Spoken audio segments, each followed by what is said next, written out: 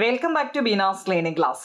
9ാം ക്ലാസ്സിലെ ഫിസിക്സിൻ്റെ ഒന്നാമത്തെ ചാപ്റ്റർ ആവും നിങ്ങളെ റിഫ്രാക്ഷൻ ഓഫ് ലൈറ്റ് എന്ന് പറയുന്നത്. നിങ്ങൾക്ക് കാണാൻ പറ്റുന്നുണ്ടല്ലോ. അതിലെ ഒന്നാമത്തെ ചോദ്യം. ഈ ചോദ്യത്തിന് മുമ്പേ നമുക്ക് കുറേ കാര്യങ്ങൾ ഈ പാഠത്തിൽ അറിഞ്ഞിരിക്കണം. കണ്ടോ, പാഠത്തിൻ്റെ പേരൊക്കെ കണ്ടേ, റിഫ്രാക്ഷൻ ഓഫ് ലൈറ്റ് എന്നാണ്. പാഠത്തിൻ്റെ ഒരു എന്താണെന്നൊന്ന് അറിഞ്ഞിരിക്കണം നിങ്ങൾ, ഈ പാഠം എന്താണെന്ന് കേട്ടോ. അതിനകത്തൊരു 3 വരി പറയുന്നുണ്ട്, കാണാൻ പറ്റുന്നുണ്ടല്ലോ. അതെ, ഈ 3 വരി എന്ന് വെച്ച് കഴിഞ്ഞാൽ വെൻ, കാണാൻ പറ്റുന്നുണ്ടല്ലോ, when light travels through a single medium the path of light will be a straight line. A ray of light undergoes a deviation at the surface of separation when it enters obliquely from one medium to another. There will be no deviation in the path of the ray of light incident normally. ഈ പാഠത്തിലെ ആദ്യമായിട്ട് അറിഞ്ഞിരിക്കേണ്ട കാര്യങ്ങളാണ്. അതായത് ഒരു മാധ്യമത്തിലൂടെ പ്രകാശം സഞ്ചരിക്കുമ്പോൾ അതിൻ്റെ പ്രകാശപാത സ്ട്രെയിറ്റ് ലൈൻ അല്ലെങ്കിൽ നേർരേഖ ആയിരിക്കും.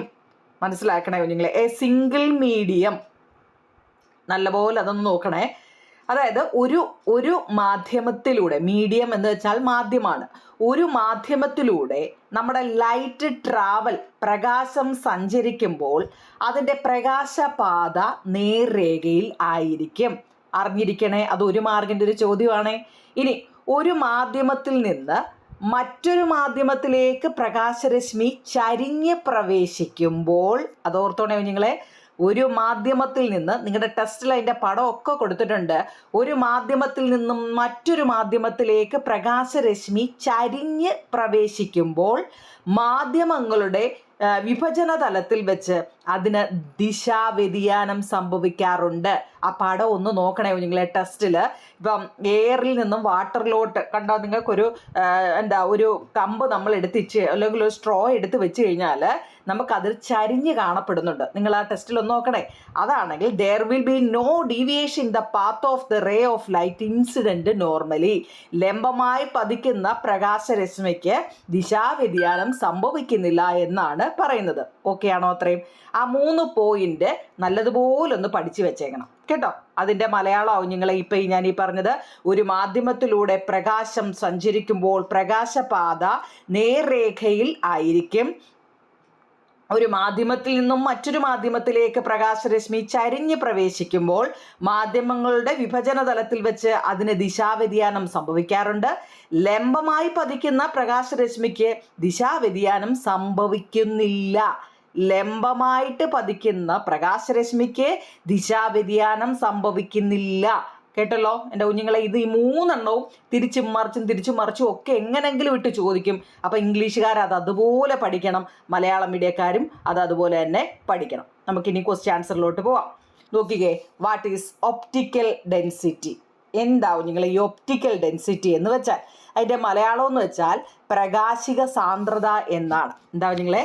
പ്രകാശിക സാന്ദ്രത. The ability of a medium to influence the speed of light through the medium is its optical density. The speed of light will be lower in a medium of higher optical density. കേട്ടോ, the speed of light will be higher in a medium of lower optical density. അതായത് നമ്മൾ first line തന്നെ നോക്കിയിട്ടില്ല, എന്താണ് പ്രകാശിക സാന്ദ്രത അല്ലെങ്കിൽ optical density എന്നാൽ? ലംബമായിട്ട് പതിക്കുന്ന പ്രകാശരശ്മിക്ക്, നോക്കണേ നിങ്ങളെ, ലംബമായിട്ട്, ലംബമാണ്, ലംബം എന്നൊക്കെ കേട്ടിട്ടുണ്ടോ? ഇങ്ങനെ ഈ ലംബമായിട്ട് പതിക്കുന്ന പ്രകാശരശ്മിക്ക് ദിശാവ്യതിയാനം സംഭവിക്കുന്നില്ല എന്ന് മുമ്പ് നമ്മൾ പറഞ്ഞു. ഒരു മാധ്യമത്തിലൂടെയുള്ള പ്രകാശവേഗത സ്വാധീനിക്കാനുള്ള മാധ്യമത്തിൻ്റെ കഴിവിനെയാണ് ആ മാധ്യമത്തിൻ്റെ പ്രകാശികത സാന്ദ്രത എന്ന് പറയുന്നത്. എന്താണ് ഒപ്റ്റിക്കൽ ഡെൻസിറ്റി എന്ന് വെച്ചാൽ ഒറ്റ വാക്കിൽ പറഞ്ഞാൽ എന്താണ്? ഒരു മാധ്യമത്തിലൂടെ, ഈ മാധ്യമം എന്ന് വെച്ചാൽ എന്താ, പത്രത്തിൻ്റെ പേരാണോ? അല്ല. നമ്മളിപ്പോൾ എയർ, വാട്ടർ, ഗ്ലാസ് ഇങ്ങനെയൊക്കെയുള്ള കാര്യങ്ങളില്ലേ, ഇതിനെയാണ് ഈ മാധ്യമം എന്ന് ഉദ്ദേശിക്കുന്നത് കേട്ടോ. അപ്പോൾ ഒരു മാധ്യമത്തിലൂടെ, എയറിലൂടെ, ഇപ്പം നമ്മളെ സൂര്യൻ ഇങ്ങോട്ട് പ്രകാശം നമുക്ക് തരത്തില്ലേ? എങ്ങനെയാണ് തരുന്നത്? എയറിലൂടെ അല്ലേ? അതാ അങ്ങനെ ഉദ്ദേശിക്കട്ടെ കേട്ടോ. ഒരു മാധ്യമത്തിലൂടെയുള്ള പ്രകാശവേഗത സ്വാധീനിക്കാനുള്ള ഈ മാധ്യമത്തിൻ്റെ കഴിവിനെയാണ് ആ മാധ്യമത്തിൻ്റെ പ്രകാശികത സാന്ദ്രത എന്ന് പറയുന്നത്. കേട്ടല്ലോ. ഇനി ഈ പ്രകാശിക സാന്ദ്രത കൂടിയ മാധ്യമത്തിൽ പ്രകാശത്തിൻ്റെ വേഗം കുറവായിരിക്കും. ആ ഒരു വരി പഠിച്ചു വെച്ചേക്കണേ.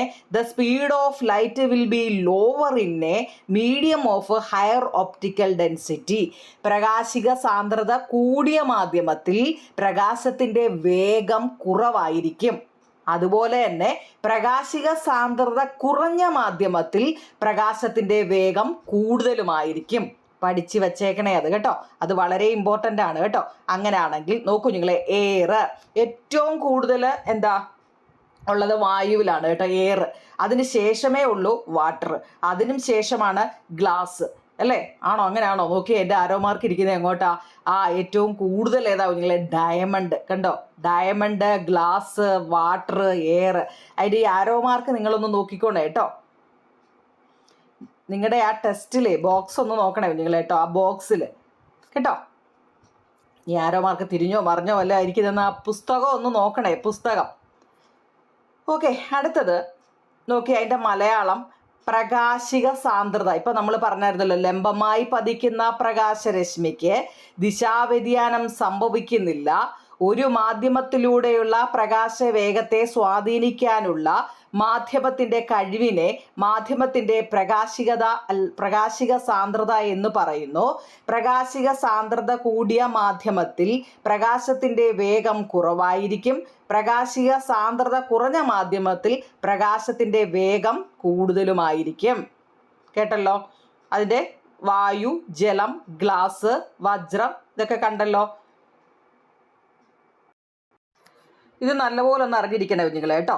ഇത് നല്ലപോലെ അറിഞ്ഞിരിക്കണമെന്ന് വെച്ച് കഴിഞ്ഞാൽ നിങ്ങളുടെ ടെസ്റ്റിൽ മീഡിയം സ്പീഡ് ഓഫ് ലൈറ്റ് എന്ന് പറയുന്ന മാധ്യമവും അതുപോലെ തന്നെ പ്രകാശത്തിൻ്റെ സ്പീഡും എന്ന് പറയുന്ന ഒരു ബോക്സ് തന്നിട്ടുണ്ട്. അതിനകത്തിൽ എയറിൻ്റെ സ്പീഡ് കൊടുത്തേക്കുന്നതൊക്കെ 3 × 10⁻². ഇത് നമ്മൾ ഒന്നാമത്തെ പാർട്ടിൽ ഇട്ടതുകൊണ്ടാണ് ഞാൻ സ്പീഡിൽ പോകുന്നത്. 3 × 10⁸ m/s ആണ്. വാട്ടറോ 2.25 × 10⁸ m/s ആണ്. ഇനി ഗ്ലാസിൻ്റെയോ 2 × 10⁸ m/s ആണ്.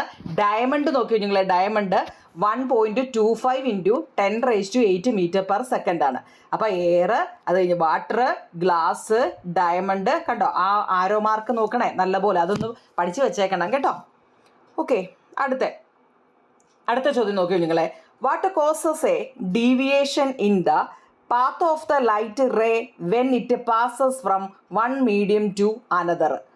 ആ ചോദ്യം കണ്ടല്ലോ. എന്താണെന്നറിയാം? ഒരു മാധ്യമത്തിൽ നിന്ന് മറ്റൊരു മാധ്യമത്തിലേക്ക് പ്രകാശം ചരിഞ്ഞു കടക്കുമ്പോൾ പ്രകാശപാതയ്ക്ക് വ്യതിയാനം സംഭവിക്കാറുണ്ട് കേട്ടോ. അതിനെന്താണ് കാരണമെന്നാണ്. വാട്ട് കോസസ് ഡീവിയേഷൻ, എന്താണ് അതിന് കാരണം? ചോദ്യം കണ്ടോ നിങ്ങളെ, ചോദ്യം നല്ലപോലെ മനസ്സിലാക്കണേ. ഒരു മാധ്യമത്തിൽ നിന്ന്, മാധ്യമം എന്നൊക്കെ നിങ്ങളുടെ ടെസ്റ്റിനകത്തിൽ എഴുതി വെച്ചിട്ടുണ്ട് കേട്ടോ. അതാ ഞാൻ ഈ പടം ഒന്നും ഇതിനകത്തിൽ വരച്ചിട്ടില്ല, കാരണം ഓൾറെഡി എല്ലാം നല്ല രീതിയിൽ ടെസ്റ്റ് വരച്ച് വെച്ചിട്ടുണ്ട്. മാധ്യമം എന്ന് വെച്ചാൽ മീഡിയം, അല്ലേ? ആ ഒരു മീഡിയത്തിൽ നിന്നും മറ്റൊരു മീഡിയത്തിലേക്ക് പ്രകാശം, മീഡിയം എന്ന് ഉദ്ദേശിക്കുന്നത് ഏതൊക്കെയായിരുന്നു? ഇപ്പം നമ്മൾ പറഞ്ഞ എയർ, അല്ലേ, വാട്ടർ, ഗ്ലാസ്, ഇതെല്ലാം മീഡിയമാണ് കേട്ടോ. അത് ഒരു മാധ്യമത്തിൽ നിന്നും മറ്റൊരു മാധ്യമത്തിലേക്ക് പ്രകാശം ചരിഞ്ഞു കടക്കുമ്പോൾ പ്രകാശപാതയ്ക്ക് വ്യതിയാനം സംഭവിക്കാറുണ്ട്. കാരണം എന്താണെന്നാണ് ചോദ്യം. കാരണം ഉത്തരം നോക്കിയോ നിങ്ങളെ. ദ സ്പീഡ് ഓഫ് ലൈറ്റ്, നല്ലപോലെ നോക്കിയേ. The speed of light is different in different medium. The change in the speed of light causes, നല്ലപോലെ ഒന്ന് നോക്കണേ നിങ്ങളെ. The speed of light is different in different mediums. The change in the speed of light causes the change in the direction of the ray of lights when it passes from one medium to another. വിവിധ മാധ്യമങ്ങളിലൂടെയുള്ള പ്രകാശവേഗം വ്യത്യസ്തമാണ്. അത് നമ്മൾ ആദ്യം മുതലേ പറയുന്നുണ്ട് അല്ലേ. വ്യത്യസ്ത മാധ്യമങ്ങളിലൂടെയുള്ള പ്രകാശവേഗം വ്യത്യസ്തമാണ്. പ്രകാശവേഗത്തിലുള്ള ഈ മാറ്റമാണ് ഒരു മാധ്യമത്തിൽ നിന്നും മറ്റൊരു മാധ്യമത്തിലേക്ക് പ്രകാശം കടക്കുമ്പോൾ പ്രകാശപാതയുടെ വ്യതിയാനത്തിന് കാരണം. നമ്മളോട് ചോദിച്ച ഇതിനുള്ള കാരണം എന്താണെന്നാണ്. കണ്ടോ? അതിൻ്റെ ഉത്തരവുണ്ട്. വിവിധ മാധ്യമത്തിലൂടെയുള്ള പ്രകാശവേഗം വ്യത്യസ്തമാണ്.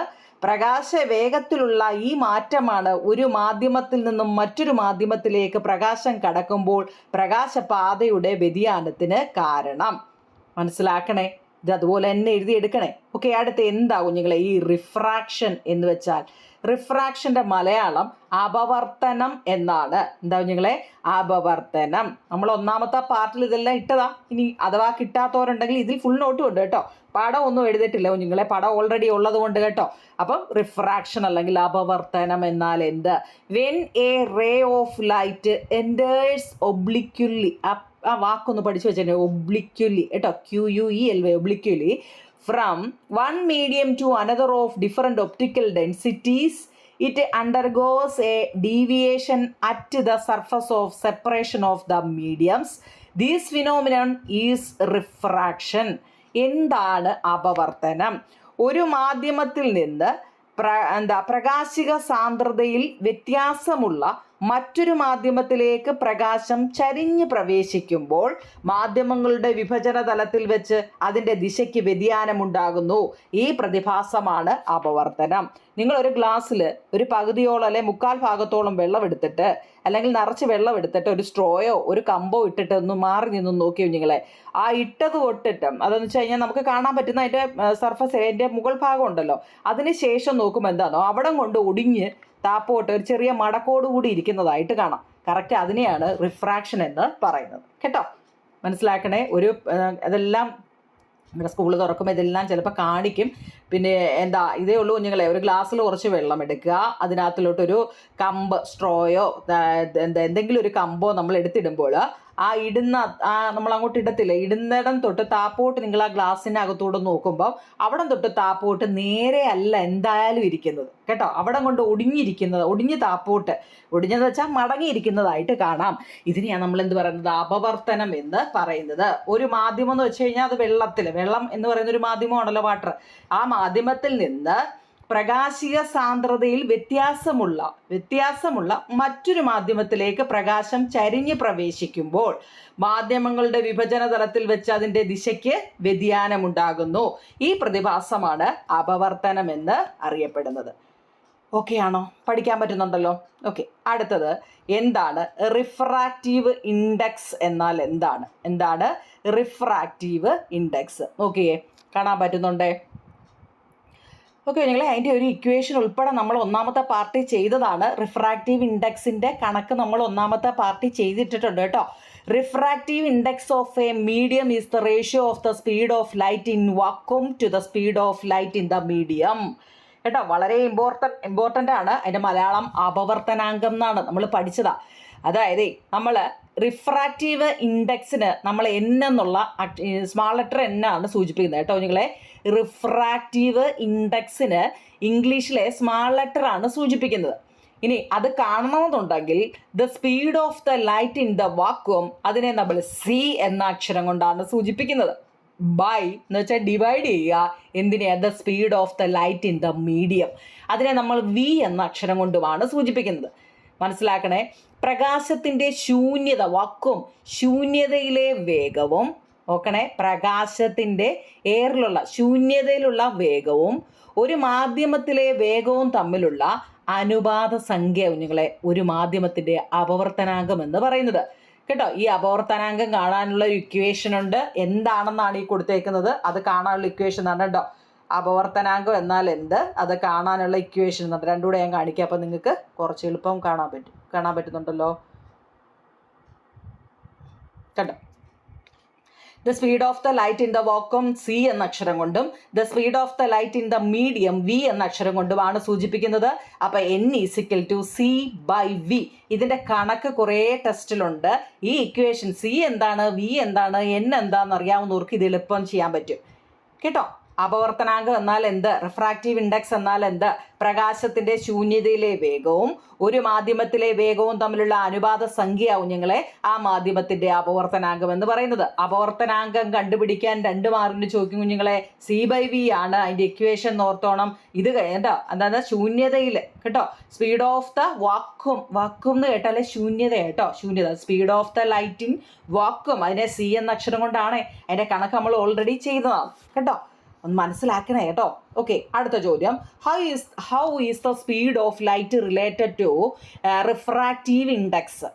ഓക്കെ കുഞ്ഞുങ്ങളെ, how is the speed of light related to എന്താ റിഫ്രാക്റ്റീവ് ഇൻഡെക്സ്? നോക്കിക്കേ, 2 പോയിന്റ് ഉണ്ട്. The speed of light is less in a medium of higher refractive index. The speed of light in more in the medium of lower refractive index. കാണാൻ പറ്റുന്നുണ്ടല്ലോ, ഉണ്ടോ കുഞ്ഞുങ്ങളെ? Okay ആണല്ലോ. അപ്പം അതിൻ്റെ മലയാളം നോക്കിക്കേ. പ്രകാശവേഗം അപവർത്തനാങ്കവുമായിട്ട് എങ്ങനെ ബന്ധപ്പെട്ടിരിക്കുന്നു? കേട്ടോ, പ്രകാശവേഗം അപവർത്തനാങ്കവുമായിട്ട് എങ്ങനെ ബന്ധപ്പെട്ടിരിക്കുന്നു? അപവർത്തനാങ്കം കൂടുതലുള്ള മാധ്യമത്തിൽ പ്രകാശവേഗം കുറവായിരിക്കും. അപവർത്തനാങ്കം കുറവുള്ള മാധ്യമത്തിൽ പ്രകാശവേഗം കൂടുതലും ആയിരിക്കും. അങ്ങനെയുണ്ട്. പ്രകാശവേഗം അപവർത്തനാങ്കവുമായിട്ട് എങ്ങനെ ബന്ധപ്പെട്ടിരിക്കുന്നു? റിലേഷനാണ് അവർ തങ്ങളുള്ളത് അല്ലേ? റിലേറ്റ് ചെയ്തിരിക്കുന്നത് എങ്ങനെയാണ്? അപവർത്തനാങ്കം കൂടുതലുള്ള മാധ്യമത്തിൽ പ്രകാശത്തിൻ്റെ വേഗം കുറവായിരിക്കും. അപവർത്തനാങ്കം കുറവുള്ള മാധ്യമങ്ങളിൽ പ്രകാശവേഗം കൂടുതലുമായിരിക്കും. കേട്ടോ, അറിയാമല്ലോ. ഓക്കെ, അടുത്ത write down how optical density is related to refractive index. അതൊരു നല്ല ക്വസ്റ്റ്യൻ ആട്ടോ. എന്താ നിങ്ങളെ അത് കേട്ടോ, അതൊന്ന് നല്ലപോലെ പഠിച്ചു വെച്ചേക്കണം കേട്ടോ. Write down how optical density is related to refractive index. കേട്ടോ, എന്ന് വെച്ചാൽ പ്രകാശിക സാന്ദ്രതയും, ആ പേരൊക്കെ ഒന്ന് പഠിച്ചു വെച്ചേക്കണം കേട്ടോ. പ്രകാശിക സാന്ദ്രതയും അപവർത്തനാങ്കവുമായിട്ട് എങ്ങനെ റിലേഷൻ, ഒപ്റ്റിക്കൽ ഡെൻസിറ്റിയും റിഫ്രാക്റ്റീവ് ഇൻഡെക്സും കേട്ടോ, എങ്ങനെയാണ് അത് തങ്ങളിലുള്ളൊരു ബന്ധമെന്നാണ് ചോദിച്ചിരിക്കുന്നത്. Okay, optical density is directly proportional to refractive index. ഒന്നാമത് തന്നെ പറയുന്നത് പ്രകാശിക സാന്ദ്രതയും അപവർത്തനാങ്കവും നേർ അനുപാതത്തിലാണ്. കേട്ടല്ലോ, അതിൽ എങ്ങനെയാ നോക്കിക്കേ. When light enters from one medium to another, the incident ray, the refractor ray and the normal at the point of incident will be on the same plane. എൻ്റെ കുഞ്ഞുങ്ങൾ, നമ്മൾ റിഫ്ലക്ഷൻ ഓഫ് ലൈറ്റ് ഒക്കെ പഠിച്ചല്ലേ? അതിൻ്റെ നേരെ ഒരു വര വരയ്ക്കുക അല്ലേ? അതിനെ എന്താ നേരെ നടുക്കൂടെ നമ്മൾ ഗ്രാഫ് വരയ്ക്കുന്ന പോലെ നേരെ നടുക്കൂടെ ഒരു വര വരയ്ക്കുന്നതിന് എന്താണ്? പെർപെൻഡിക്കുലർ ലൈൻ അല്ലേ? അല്ലെങ്കിൽ ലംബമാണ് നമ്മളവിടെ അല്ലേ? ലംബം. ഇനി അതിനെ ചരിഞ്ഞുകൊണ്ട് വരയ്ക്കുന്നതിനൊക്കെ ഓർമ്മയുണ്ടോ അതിന് അല്ലേ? ഇൻസിഡൻറ്റ് റേ ഓർമ്മയുണ്ടോ കുഞ്ഞുങ്ങളെ? Incident ray. അതിൻ്റെ നടുക്കൂടെ വരുന്ന ആ നടുക്കലത്തെ വരയ്ക്കാൻ എന്താ പറയുന്നത്? നോർമൽ അല്ലേ? നോർമൽ. അപ്പോൾ അതൊക്കെ നമ്മൾ ടെസ്റ്റ് കിടപ്പുണ്ട്, അതൊക്കെ ഒന്ന് പഠിച്ചു വെച്ചേക്കണം കേട്ടോ. ഇനി when light enters from an optically rarer medium to the denser medium it deviate towards the normal. ഇവിടെ ഒരു പടം തന്നിട്ടുണ്ട്, നോക്കൂ കുഞ്ഞുങ്ങളെ. അതെ, നേരെ ഉള്ളൊരു വരം കണ്ടോ? നേരെ താഴെ നോക്കിയേ, ഫുൾ വാട്ടറിലാണ്. വാട്ടറിൻ്റെ തൊട്ട് മുകളിൽ എയർ പടം കൊടുത്തിട്ടുണ്ട് കണ്ടോ? എന്താ പതന ബിന്ദു നോക്കിക്കേ, ഇൻസിഡൻറ്റ് റേയും അത് താപ്പോട്ട് പോകുന്ന വര നിങ്ങളൊന്ന് നോക്കിയേ, താപ്പോട്ട് കണ്ടോ? ഇതിന് ടെസ്റ്റിൽ ഇതിനെല്ലാം വിശദമായിട്ട് പറയുന്നുണ്ട്. എയർ ടു ഗ്ലാസിൻ്റെ അതുപോലെ നോക്കിയേ, എങ്ങോട്ടാ വര പോയേക്കുന്നതെന്ന് നോക്കിയേ. ആ ആരോ മാർക്ക് നോക്കിക്കോണേ കുഞ്ഞുങ്ങളെ കേട്ടോ, ആരോ മാർക്ക് നല്ലപോലെ നോക്കിക്കോണേ കേട്ടോ. അടുത്ത when light enters from an optically denser medium to a rarer medium, it deviates from the normal. A ray incident normally at the surface of a separation of a medium does not undergo refraction. ആ 4 point നല്ലപോലെ പഠിച്ചോണം. ചോദ്യം, പ്രകാശിക സാന്ദ്രതയും അപവർത്തനാങ്കവുമായിട്ട് എങ്ങനെ ബന്ധപ്പെട്ടിരിക്കുന്നു കുഞ്ഞുങ്ങളെ? പ്രകാശിക സാന്ദ്രതയും അപവർത്തനാങ്കവും നേർ അനുപാതത്തിലാണ്. ഒന്നാമത്തെ, പ്രകാശം ഒരു മാധ്യമത്തിൽ നിന്നും മറ്റൊരു മാധ്യമത്തിലേക്ക് പ്രവേശിക്കുമ്പോൾ അപവർത്തന രശ്മി, പതനബിന്ദുവിലെ ലംബം എന്നിവ ഒരേ തലത്തിൽ ആയിരിക്കും. പ്രകാശിക സാന്ദ്രത കുറഞ്ഞ മാധ്യമത്തിൽ നിന്നും കൂടിയ മാധ്യമത്തിലേക്ക് പ്രകാശം ചരിഞ്ഞ് പ്രവേശിക്കുമ്പോൾ അപവർത്തന രശ്മി ലംബത്തോട് അടുക്കുന്നു. പടം ടെസ്റ്റിലുണ്ട് കുഞ്ഞുങ്ങളെ. എന്ന് വെച്ചാൽ ആ താഴെ ആ സർഫസ് ഏരിയ എന്ന് വെച്ചാൽ നമ്മൾ പറയത്തില്ല, ഒടിയുമെന്ന് പറയത്തില്ലേ, അവിടുന്ന് താപ്പോട്ട് എന്താണ് അതിൻ്റെ ലംബം എന്ന് വെച്ചാൽ നേരായ വരയോട് ചേർന്ന് അടുക്കുന്നു. പടം നിങ്ങളൊന്ന് ശ്രദ്ധിച്ചോണേ. മാധ്യമത്തിൻ്റെ വിഭജന തലത്തിലേക്ക് ലംബമായി പതിക്കുന്ന പ്രകാശരശ്മിക്ക് അപവർത്തനം സംഭവിക്കുന്നില്ല. ആ 4 പോയിന്റും പഠിച്ചു വെച്ചേക്കണം. ഇത് പരീക്ഷയ്ക്ക് 4 മാർക്കിന് ചോദിക്കുന്ന നല്ല ഒരു പ്രധാനപ്പെട്ട ക്വസ്റ്റ്യൻ ആണ് കുഞ്ഞുങ്ങളെ ഇത് കേട്ടോ. അതായത് പ്രകാശിക സാന്ദ്രതയും അപവർത്തനാങ്കവുമായിട്ട് എങ്ങനെ ബന്ധപ്പെട്ടിരിക്കുന്നു കേട്ടോ. Optical density related to refractive incidence. നിങ്ങൾ ഈ തോനയായിട്ട് തോന്നുന്നത് ഞാൻ മലയാളവും ഇംഗ്ലീഷും എഴുതിയതുകൊണ്ടാണ്. അവനവൻ്റെ എഴുതി എടുത്താൽ മതി കേട്ടോ. അങ്ങനെയാണെങ്കിൽ ഇതിനകത്തുള്ളൊരു റഫായിട്ടൊരു ചോദ്യം ചോദിച്ചിട്ടുണ്ട്. Why do stars at the greater distance twinkle കേട്ടോ. അങ്ങനെ ഒരു ചോദ്യം ചോദിച്ചിട്ടുണ്ട് കേട്ടോ. അതെന്തോന്ന് വെച്ചാൽ നമ്മൾ ഈ നക്ഷത്രങ്ങൾ മിന്നി തിളങ്ങാൻ കാരണം എന്താണെന്ന് റഫായിട്ടൊരു ചോദ്യം. റഫല്ല അതിന് കാരണം എന്താണെന്ന് അല്ലേ. എന്താവും നിങ്ങളെ stars appear as point sources of light because they are at the greater distance from the earth compared to the planet. The light coming from the stars reaches our eyes by എന്താ transversing through the atmosphere. The optical density of the medium through which the light travel goes changing as the physical conditions pressure, temperature, etc. of the layer of atmosphere change continuously. Hence the light undergoes an irregular refraction. Therefore, when the light rays from the stars reach the ice after refracted several times, the star cannot be seen continuously at the same position. This is reasons for the tingling of stars.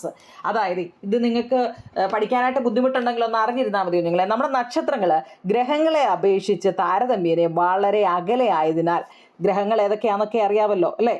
ഏതൊക്കെയാ? ബുധൻ, ശുക്ര, ഭൂമി, ചൊവ്വ, വ്യാഴം, ശനി, Uranus, Neptune, Pluto അല്ലേ. Pluto ഇപ്പോൾ ഇല്ല. Okay. നക്ഷത്രങ്ങൾ വേറെ ഗ്രഹങ്ങൾ വേറെ അറിയാമല്ലോ. അതൊക്കെ ഗ്രഹങ്ങളെ അപേക്ഷിച്ച് താരതമ്യേന വളരെ അകലെ ആയതിനാൽ അവ പ്രകാശിത ബിന്ദുക്കൾ പോലെ കാണപ്പെടുന്നു. നക്ഷത്രങ്ങളിൽ നിന്ന് വരുന്ന പ്രകാശം ഭൗമ അന്തരീക്ഷത്തിലൂടെ സഞ്ചരിച്ചാണ് നമ്മുടെ കണ്ണിൽ അത് എത്തുന്നത്. അന്തരീക്ഷ പാളികളുടെ ഭൗതിക സാഹചര്യം അതായത് മർദ്ദം, താപനില തുടങ്ങിയവ നിരന്തരം മാറിക്കൊണ്ടിരിക്കുന്നതിനാൽ പ്രകാശം കടന്നു വരുന്ന മാധ്യമത്തിന്റെ പ്രകാശിക സാന്ദ്രത മാറിക്കൊണ്ടേയിരിക്കും.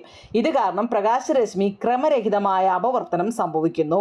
അതിനാൽ നക്ഷത്രങ്ങളിൽ നിന്ന് വരുന്ന പ്രകാശകിരണങ്ങൾ പലതവണ ക്രമരഹിത അപവർത്തനത്തിന് ശേഷം കണ്ണിൽ പതിക്കുമ്പോൾ നക്ഷത്രത്തെ നമുക്ക് ഒരേ സമയത്ത് തുടർച്ചയായിട്ട് കാണാൻ കഴിയുന്നില്ല. ഇതാണ് നക്ഷത്രത്തിന്റെ മിന്നിത്തിളക്കത്തിന് കാരണമെന്ന് പറയുന്നത്. അത് റഫായിട്ടൊന്ന് അറിഞ്ഞിരുന്നാൽ മതി കേട്ടോ. എനിക്കതങ്ങ് വലുതായിട്ട് തോന്നി. കണ്ടിതാ ഞാനിപ്പോൾ വായിച്ചത് കേട്ടോ. ഓക്കെ. അടുത്ത ടോട്ടൽ അടുത്ത ഇത് വളരെ ഇമ്പോർട്ടൻ്റ് ആട്ടോ. ടോട്ടൽ ഇൻറ്റേർണൽ റിഫ്രാക്ഷൻ എന്നാൽ എന്താണ്? ടോട്ടൽ പൂർണ്ണാന്തര പ്രതിപതനം. ടെസ്റ്റിലൊക്കെ അതൊക്കെ നല്ല രീതിയിൽ വലുതായിട്ട് കൊടുത്തിട്ടുണ്ട്. ടോട്ടൽ ഇന്റേർണൽ റിഫ്ലക്ഷൻ അല്ലേ. റിഫ്ലക്ഷൻ പ്രതിപതനമാണ്. പൂർണ്ണാന്തര പ്രതിപതനം എന്നാൽ എന്താ? നോക്കൂ കുഞ്ഞുങ്ങളെ, ഇത് പഠിച്ചോണേ. ഞാൻ പ്രധാനപ്പെട്ട എടുത്തു പറയുന്നുണ്ട്. ആ നക്ഷത്രങ്ങൾ നിങ്ങൾക്ക് പഠിക്കാൻ ബുദ്ധിമുട്ടുണ്ടെന്ന് അറിഞ്ഞിരുന്നാൽ മതി, വിട്ടേരെ. പക്ഷെ ഇതൊക്കെ വേണം കേട്ടോ. Total internal reflection. When a ray of light enters from an optically denser medium to a rarer medium at an angle of incidence greater than the critical angle, the ray is reflected back completely to the same medium without undergoing refraction. This phenomenon is total internal reflection ആണ്.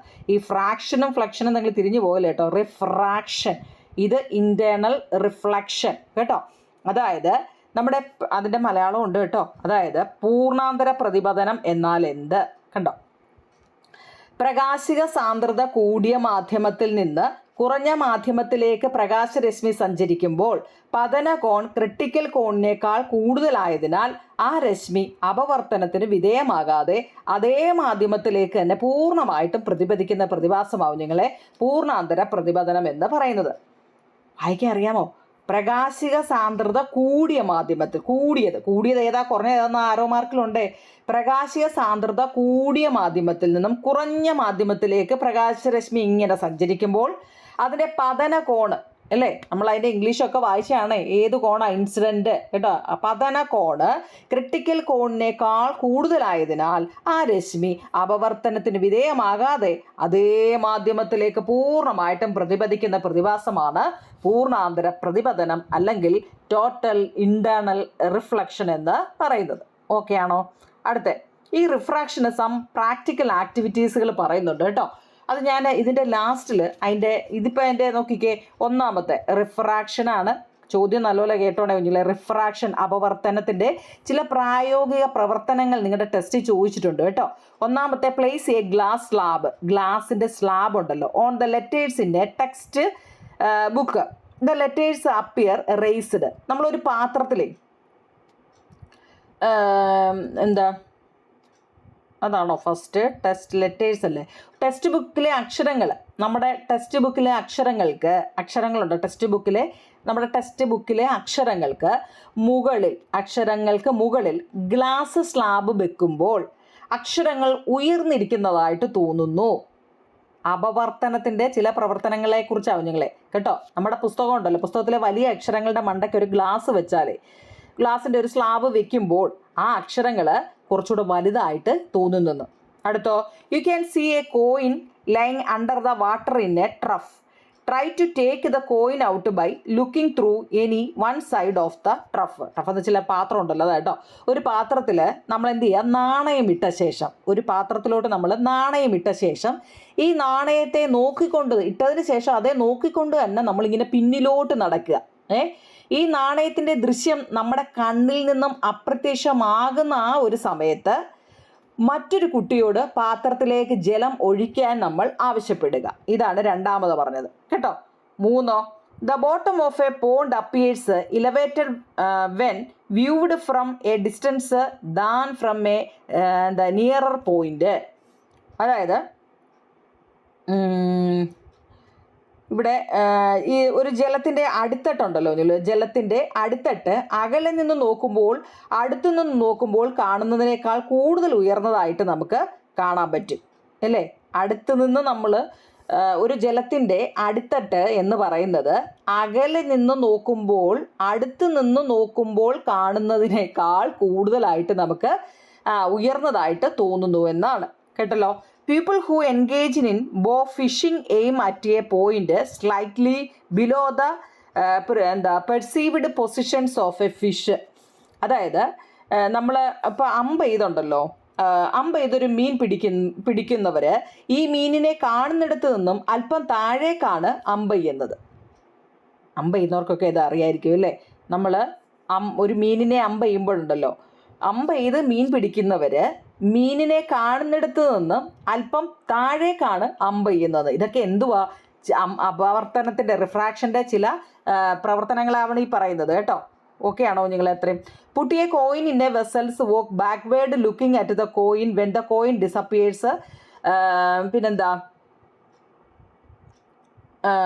Puttu a coin in a vessels walk backward looking at the coins when the coin disappeared. Ask one of your classmates to pour water into the vessel. എന്ന് വെച്ചാൽ ട്രഫിലെ വെള്ളത്തിനടിയിൽ സ്ഥിതി ചെയ്യുന്ന ഒരു നാണയം ഒരു വശത്തു നിന്ന് നോക്കിക്കൊണ്ട് എടുക്കാൻ ശ്രമിക്കുന്നത്, നാണയം എളുപ്പത്തിൽ എടുക്കാൻ നമുക്ക് കഴിയുന്നില്ല. കറക്റ്റ് അതിൻ്റെ അർത്ഥം ഒന്നാമത്തെ അല്ലായിരുന്നു നിങ്ങൾ, എടുക്കാൻ നമുക്ക് കഴിയുന്നില്ല എന്നുള്ളത് കേട്ടോ. ഇവിടെ ഒരു ട്രഫിൻ്റെ വേറെണ്ണം ഉണ്ടായിരുന്നില്ല, കറക്റ്റ് അതല്ലേ നമുക്കത് പറയേണ്ടത്. വാട്ടൽസ് ഓക്കെ, 5 എണ്ണം ഉണ്ട് കേട്ടോ. ഞാൻ പറഞ്ഞതിൽ എന്തോ ഒരു മിസ്റ്റേക്ക് വന്നിട്ടുണ്ട്. അപ്പോൾ 5 എണ്ണം ഉണ്ട്. ആ 5 എണ്ണത്തിൻ്റെ എന്താ മലയാളം ഇവിടെ കൊടുത്തിട്ടുണ്ട്.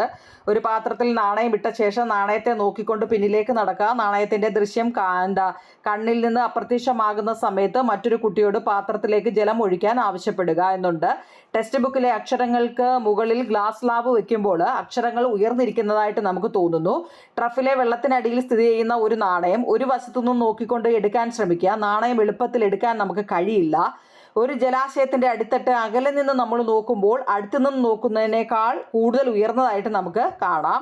അമ്പ ചെയ്ത് മീൻ പിടിക്കുന്നവർ മീനിനെ കാണുന്നിടത്തു നിന്ന് അല്പം താഴേക്കാണ് അമ്പ ചെയ്യുന്നത്. ഇതൊക്കെ എന്താണ് നമ്മൾ മുമ്പ് പറഞ്ഞതിൻ്റെ മലയാളമാണ് കേട്ടോ. അടുത്ത കുഞ്ഞുങ്ങളെ, ക്രിട്ടിക്കൽ ആംഗിൾ എന്താണ്? ക്രിട്ടിക്കൽ ആംഗിൾ കേട്ടോ, ക്രിട്ടിക്കൽ കോൺ എന്ന് വെച്ച് കഴിഞ്ഞാൽ എന്താണ്? When a ray of light enters from an optically denser medium to a rare medium, the angle of incidence at which the angle of refractions becomes 90 degrees is the critical angles. കേട്ടോ, in the glass air pair the critical angle is 42 degree. In the water air pair the critical angle is 48.6 degree. അതായത് പ്രകാശിക സാന്ദ്രത കൂടിയ മാധ്യമത്തിൽ നിന്നും കുറഞ്ഞ മാധ്യമത്തിലേക്ക് പ്രകാശരശ്മി കടക്കുമ്പോൾ അപവർത്തന കോൺ 90 degree ആകുന്ന സന്ദർഭത്തിലെ പതന കോണിനെയാണ് ക്രിട്ടിക്കൽ കോൺ എന്ന് നമ്മൾ പറയുന്നത്. 90 ഡിഗ്രി ആവുന്നത് അല്ലേ. അപ്പം നേരെ മേപ്പോട്ട് അല്ലേ. ഇനി ഈ ഗ്ലാസ് വായു അതിൻ്റെ ജോഡിൽ ക്രിട്ടിക്കൽ കോൺ 42. ഗ്ലാസിൻ്റെയും വായുവിൻ്റെയും ജോഡി ഉണ്ടല്ലോ, പെയർ, അതിൻ്റെ ജോഡിയിൽ ക്രിട്ടിക്കൽ കോൺ എപ്പോഴും 42 ഡിഗ്രിയാണ്. ജലവും വായുവും കൂടെ ആണെങ്കിൽ ക്രിട്ടിക്കൽ കോൺ 48.6 ആണെന്ന് പറയുന്നുണ്ട് കേട്ടോ. ക്രിട്ടിക്കൽ കോണിൻ്റെ മലയാളമാണ് ഇപ്പം ഞാൻ വായിച്ചായിരുന്നല്ലോ, അറിയാമല്ലോ. ഓക്കെ, അടുത്തത്, what are the 2 conditions required for a total internal refractions to occur? പൂർണ്ണാന്തര പ്രതിപതനം സംഭവിക്കാൻ ആവശ്യം വേണ്ട 2 സാഹചര്യങ്ങൾ എഴുതാൻ. വളരെ ഇമ്പോർട്ടൻ്റ് ആണ് കുഞ്ഞുങ്ങളെ. പൂർണ്ണാന്തര പ്രതിപതനം സംഭവിക്കാൻ ആവശ്യം വേണ്ട 2 സാഹചര്യങ്ങൾ എഴുതുക. ഒന്ന്, when a ray of light enters from an optically denser medium to a rarer medium, an angle of incidence greater than the critical angles. പ്രകാശിക സാന്ദ്രത കൂടിയ മാധ്യമത്തിൽ നിന്നും കുറഞ്ഞ മാധ്യമത്തിലേക്ക് പ്രകാശരശ്മി സഞ്ചരിക്കുമ്പോൾ 1, 2, പതനകോൺ ക്രിട്ടിക്കൽ കോണിനേക്കാൾ കൂടുതലായാൽ, angle of incident greater than the critical angle, പതനകോണ് ക്രിട്ടിക്കൽ കോണിനേക്കാൾ കൂടുതലായാൽ. ഈ 2 എണ്ണം വളരെ ഇമ്പോർട്ടൻ്റ് ആട്ടോ. അതിൻ്റെ മലയാളമാണ് നടി കൊടുത്തേക്കുന്നത്.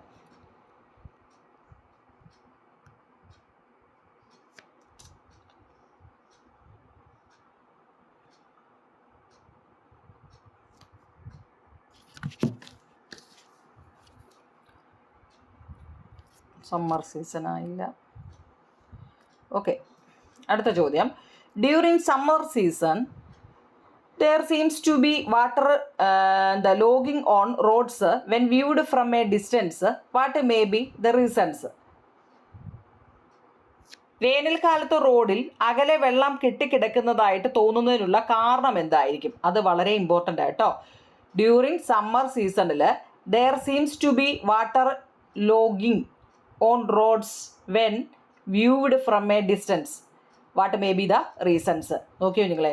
The layer of air closer to the road have a low optical density as it is warmer than the upper layers. The optical density of the air increases gradually as we go higher.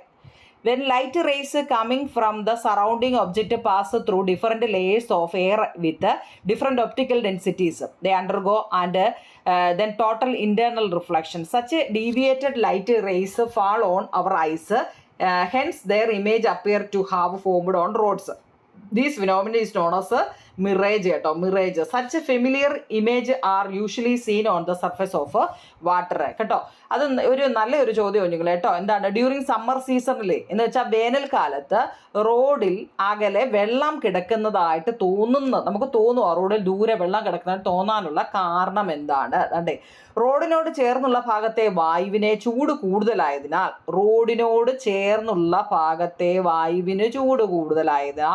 പ്രകാശിക സാന്ദ്രത അവിടെ കുറവായിരിക്കും. എന്നാൽ മുകൾ ഭാഗത്തേക്ക് പോകും തോറും വായുവിൻ്റെ പ്രകാശിക സാന്ദ്രത ക്രമമായിട്ട് വർദ്ധിച്ചു വരുന്നു. പരിസരത്തുള്ള വസ്തുക്കളിൽ നിന്നും വരുന്ന പ്രകാശകിരണങ്ങൾ പ്രകാശിക സാന്ദ്രത വ്യത്യാസമുള്ള വായുവിൻ്റെ വിവിധ പാളികളിലൂടെ കടന്നു പോകുമ്പോൾ അപവർത്തനത്തിലും തുടർന്ന് പൂർണ്ണാന്തര പ്രതിഫലനത്തിനും വിധേയമാകുന്നു. ഇങ്ങനെ ദിശാ വ്യതിയാനം സംഭവിച്ച പ്രകാശകിരണങ്ങളാണ് നമ്മുടെ കണ്ണിൽ പതിക്കുന്നത്. അതിനാൽ അവയുടെ പ്രതിബിംബം റോഡിൽ രൂപപ്പെടുന്നത് പോലെ നമുക്ക് തോന്നും. ഈ പ്രതിഭാസത്തെ മരീചിക അല്ലെങ്കിൽ മിറേജ് എന്ന് അറിയപ്പെടുന്നു. നമുക്ക് പരിചിതമായ ഇത്തരം പ്രതിബിംബങ്ങൾ സാധാരണയായി ജലോപരിതലത്തിലാണ് രൂപപ്പെടുന്നത്. അതുകൊണ്ടാണ് വേനൽക്കാലത്ത് റോഡിൽ അകലെ വെള്ളം കിടക്കുന്നതായിട്ട് തോന്നുന്നത് കേട്ടോ. ഓക്കെ ആണല്ലോ. അടുത്ത application of total internal reflection നോക്കിക്കേ. ആപ്ലിക്കേഷൻ ഓഫ് ടോട്ടൽ എന്ന് വെച്ചാൽ പൂർണ്ണാന്തര പ്രതിപതനത്തിന് പ്രയോജനപ്പെടുത്തുന്ന സന്ദർഭങ്ങൾ എന്തെല്ലാം? 1, റിഫ്ലക്ടർ ഇല്ലയോ? റിഫ്ലക്ടർ ഓർമ്മയുണ്ടോ? റോഡിലൊക്കെ റിഫ്ലക്ടർ, അത് പെരിസ്കോപ്പ്, ഒപ്റ്റിക്കൽ ഫൈബർ, എൻഡോസ്കോപ്പി കേട്ടോ. ഇതൊക്കെ എന്താണ്? ആപ്ലിക്കേഷൻ ആണ് കേട്ടോ.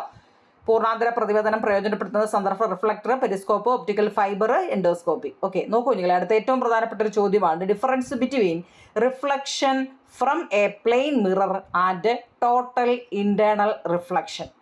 Reflection from a plane mirror നോക്കിക്കേ. അത് 2 എണ്ണം ഉണ്ട്. അണ്ടേ കുറച്ചുകൂടി ചെറുതാക്കി നിങ്ങളെ കാണിക്കും, അപ്പം നിങ്ങൾക്കത് ഓക്കെ. എൻ്റെ ഇത്രയേ ഉള്ളൂ. നോക്കിയേ, reflection from a plane mirror the ray of light is not completely reflected ആണ്. Reflection occurs on a surface at any angle of incidence ആണ്. ആ രണ്ടെണ്ണം പഠിക്കണം. ഇപ്പുറത്തോ occurs only when a ray of light enters from an optically denser medium to a rare medium at the angle greater than the critical angle the ray of light is completely reflected. English മീഡിയക്കാർ ഇത് എഴുതിയെടുക്കണം കേട്ടോ. മലയാളം മീഡിയക്കാരോ അതെ. ദർപ്പണത്തിൽ നിന്നുള്ള പ്രതിപതനവും പൂർണ്ണാന്തര പ്രതിപതനവും എന്നിവ തമ്മിലുള്ള വ്യത്യാസം കാണാൻ പറ്റുന്നുണ്ടല്ലോ.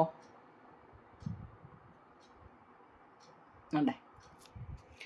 ദർപ്പണത്തിൽ നിന്നുള്ള പ്രതിപതനം, പ്രകാശരശ്മി പൂർണ്ണമായും പ്രതിപദിക്കുന്നില്ല. പ്രതലത്തിലേക്ക് ഏതു പതനകോണിൽ പതിച്ചാലും പ്രതിപതനം സംഭവിക്കുന്നു. പ്രകാശരശ്മി പ്രകാശിക സാന്ദ്രത കൂടിയ മാധ്യമത്തിൽ നിന്നും കുറഞ്ഞ മാധ്യമത്തിലേക്ക് ക്രിട്ടിക്കൽ കോണിനേക്കാൾ കൂടിയ പതനകോണിൽ പതിക്കുമ്പോൾ മാത്രം സംഭവിക്കുന്നു. പ്രകാശരശ്മി പൂർണ്ണമായിട്ടും പ്രതിപാദിക്കുന്നു. ഞാൻ ഇത് കഴിഞ്ഞിട്ട് ഒരു 2-3 4 അല്ലാത്ത ക്വസ്റ്റ്യൻ ഉണ്ട് കുഞ്ഞുങ്ങളെ, ഞാൻ ഇതിൻ്റെ കൂടെ ആഡ് ചെയ്യുന്നുണ്ട് കേട്ടോ. അതുകൂടെ കാണണേ, ഇതിൻ്റെ കൂടെ തന്നെ ഉണ്ട് കേട്ടോ. അപ്പം ഈ ചാപ്റ്റർ ഇത്രയൊക്കെ ഉള്ളൂ. ഒരു 3-4 കൂടെ ഞാൻ ഇട്ടേക്കാം. അത് നിങ്ങൾ വൃത്തിയായിട്ട് അങ്ങ് എഴുതിയെടുത്ത് പഠിക്കുക എന്നുള്ളതാണ് കേട്ടോ. Okay, thank you.